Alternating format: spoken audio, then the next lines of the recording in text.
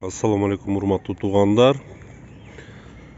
Жалал Абад шаарынын тургундары жана меймандары, френдеси, достор, достушки.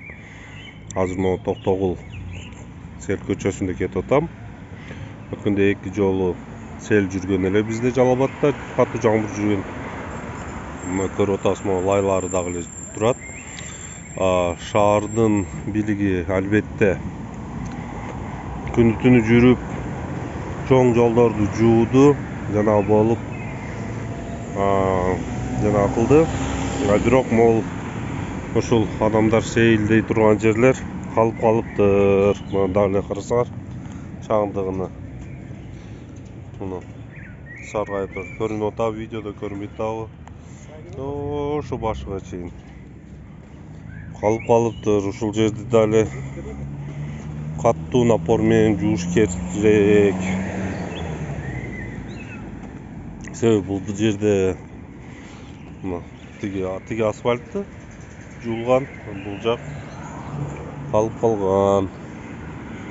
Себеби бул жерде могу скамейкалар көрүп атасыңар, азыр жасыраган күндө ысыкта жаштар, адамдар келип бул жерде эс алат. Бирок эс алайын десе, мындай скамейкаларды дагы эл пачактап кетиптир. Ушу жөн отурса болбойбу, ушул жанагы болупчу. Мына чаң ошол жерди тазалап койсоң болмок. Мына бул жерди дагы скамейканы сындырып кетиптир. Бада бунун жарымын сындырып кетиптир. Буну мэр же вице-мэр же жанагы келип сындырбайт. Вот, мына ушул жерлерди жууп койсо сонун жана болмок. Мына тиги жакта жерге чаң. Бул дагы чаң. Эми чоң көчөлөр жуулуп бүттү.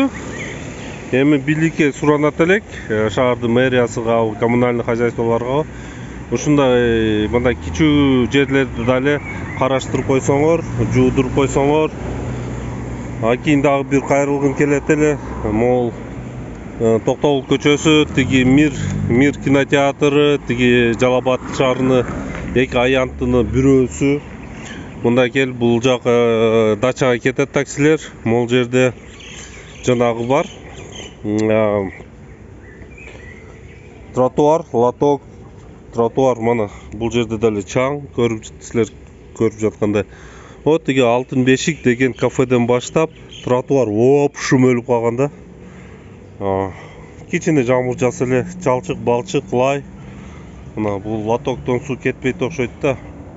Ушул жерди да караштырып койсоңор. Мана бул жер жазын кышын лай, чаң. Тиги жактан уже банктар башталат. Ошол